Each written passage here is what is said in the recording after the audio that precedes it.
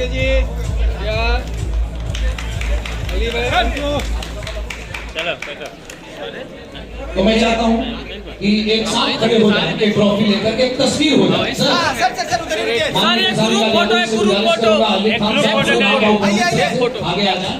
बड़ी ही शानदार डायरेक्टर लाल बाबू पंडित जी, अटलांटा जी और सभी लोग आ जाए। श्री संतोष मिश्रा साहब, रघुवत अंग्रेजी में 2-4 लाइन बोल।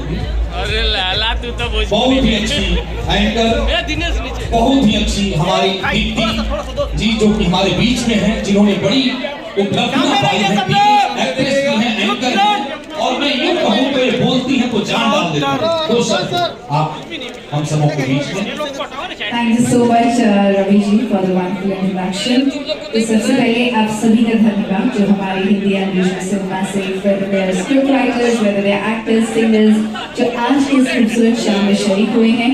मुझे ऐसा लगता है कि केशरी जी आप जाने से पहले जरा 2 शब्द हमारे IE एरा फिल्म्स के बारे में कुछ कहना चाहेंगे, आज की शाम के बारे में। देखिए